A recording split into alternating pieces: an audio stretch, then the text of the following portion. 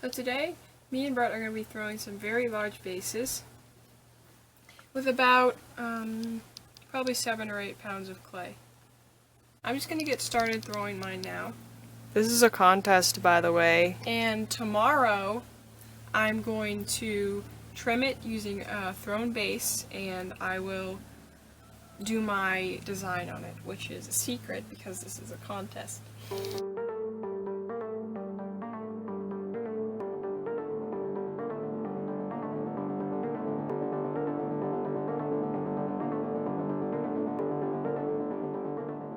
Okay, so Elsie is now throwing a base for her large vase that she's going to trim.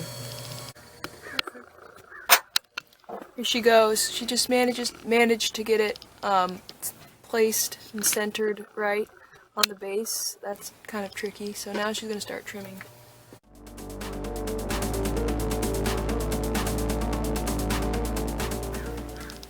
It's not exactly the right shape, but it looks nice from the top. So what are you going to do now? Clean up this massive mess. Now I'm going to decorate it. So now I'm going to go ahead and paint my vase. Just turn the wheel on really slow, and then I'm going to paint the whole thing black.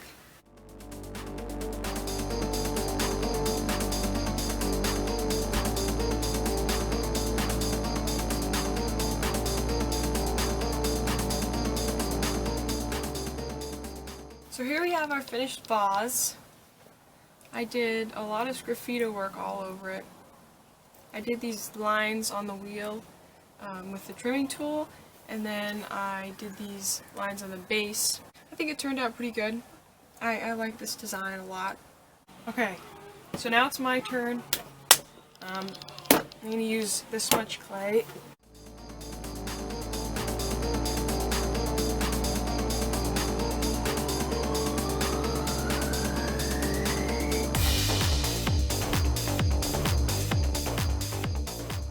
It's been a little while. As you can see, I changed the shape a little bit. I didn't like how large the base was. So now I'm going to take it off the wheel.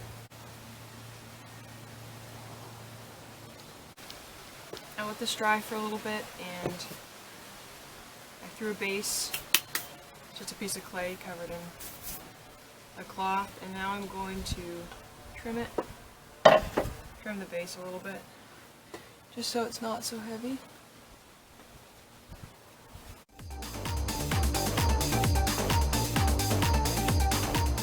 Okay, so that trimming technique actually worked pretty well. I got the base nice and smooth, so now I'm going to use this spoon and burnish it. So here is my vase. I burnished it with a spoon. I don't know if you can see the texture, but now I'm going to let it dry and bisque fire it, and I'll be glazing it next. So here we are. Here's my glorious vase, which this is burnished. I don't know how well you can see, but it has a very smooth. So I'm going to do a design with the airbrush, kind of faded from the top down. But first I'm going to do the inside just with this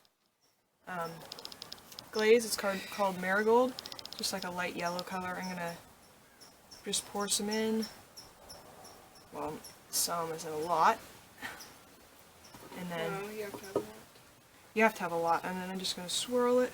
I'll just drain all the rest. Obviously it'll be a little thick in the base, but it's okay, because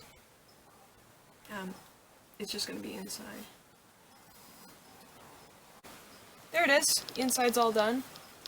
So now I'm going to do the airbrush design. So it's just going to be faded like from the top, and then it'll fade out into just the burnished section. Okay, here goes. Here is my completed base. As you can see, the yellow glaze fades out, which is the effect I was going for, but I didn't take into consideration it was going to be kind of rough where the glaze was thinner.